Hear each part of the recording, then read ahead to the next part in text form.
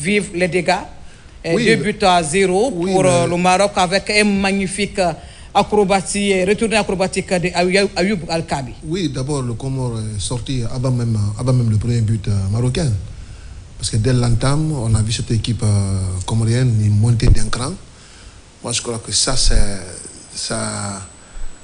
a un peu laissé des espaces dans l'axe de la défense qui est en premier mi-temps. Parce que le but que Brahim Diaz marque, il était tout seul. Et en premier mi-temps, il y avait la densité dans l'axe de cette équipe comorienne. Ils ont voulu rivaliser avec cette équipe marocaine. Mais bon, quand vous avez affaire avec des joueurs qui jouent dans les grands clubs, ils sont rodés dans les grands clubs, ils jouent la Ligue des Champions. En fin de compte, c'est le rythme des grands matchs européens qui prend le dessus sur la nationale et ainsi de suite européenne. Parce que le Maroc a dominé cette équipe comme sur le plan physique, même si cette équipe marocaine à l'avenir doit nous proposer autre chose. La compétition elle est longue, hein, peut-être au fur et à mesure. Mais bon, en tout cas personnellement j'attends autre chose que... Ce n'est pas en tout cas la grande équipe marocaine qu'on attendait.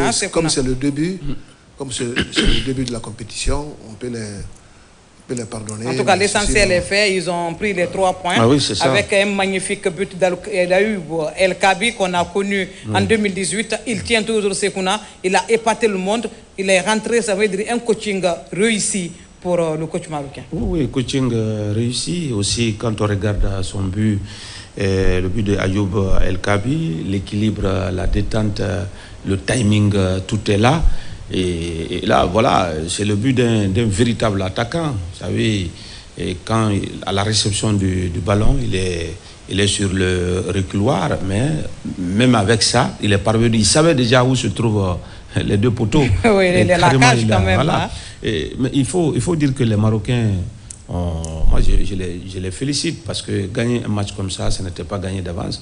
Et surtout, c'est un premier match, on s'en fout de la manière. L'essentiel, c'est d'avoir les 3 points pour mieux préparer la seconde sortie. Non. C'est une demi-finaliste. Hein, non, mais oui. La Coupe du Monde. Non, coach, moi, je parle. Voilà, de toutes les façons, parce qu'on est talonné par le journal, on va aller rapidement. Oui, on va aller rapidement. On a vu le premier but, c'est sur les côtés. Le second est venu dans l'axe. Donc, moi, je dis que les Marocains, sur ce que nous avons vu, ont mérité cette victoire. Maintenant, on va voir contre le Mali. Qu'est-ce que les Marocains... En attendant, le Mali joue demain. Hein. Le Mali va jouer contre la Zambie en première heure à 14h. Vous serez avec Fatmata Mami et Belamou. Et coach, merci d'être venu pour nous accompagner sur ce plateau. Et on espère que ça ne serait pas la dernière fois. J'espère bien.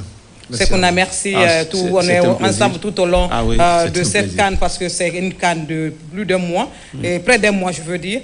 Nous allons dire merci au colonel Macky Diallo de la douane guinéenne. Il nous suit quelque part du côté de Nongo, il vous passe l'amitié. Et il salue également la télévision nationale et on remercie encore une fois le président de la République par rapport à ce geste magnanime, par rapport à la diffusion des matchs de la CAN. La Guinée n'y était pas. Personne n'obligeait l'État à acheter ces matchs, mais l'État s'est dit on va acheter les matchs pour le plus grand bonheur de nos téléspectateurs à travers le ministère de l'Information et de la Communication, Ntafana Souma, on le souvient souvent, c'est Ntafana, la RTG, bonjour à lui. Et à la directrice générale de la RTG, à tous ces techniciens qui sont là avec nous durant tout un mois, au service marketing également, Billy Kondé. Il faut rappeler que c'est un Madrilène qui a ouvert le score de la 35e édition de la Coupe d'Afrique des Nations. Donc, à Adia Rose, on fait bravo au Real Madrid. Après, peut-être les Barcelonais vont venir marquer. Je ne sais même pas s'il y a un joueur barcelonais qui va jouer cette CAN. Donc, félicitations à Gaz et au Maroc. Ils ont fait le job. Ils ont remporté les 3 premiers points. Et je crois que c'est l'essentiel. Le reste, ça va venir. Peut-être le spectacle viendra après. Mais ils en avaient vraiment besoin. Je vous dis merci. Merci et bon vous. Retour chez vous. Et le journal nous talonne. Donc, on va laisser la place à la rédaction politique. Sarata Oulare qui était là à la réalisation. Et toute l'équipe technique du côté de Nodal autour de Silla et de Yamoussa. Nous vous disons grand merci à la technique Bissiri et toute son équipe. Le chef des cadres même était là aujourd'hui pour nous accompagner. À la réalisation également, ici Agassila qui était là pour tout coordonner. On se retrouve très bientôt sur d'autres plateaux de cette Coupe d'Afrique des Nations de football. Au revoir et bonne suite de programme sur la télévision nationale.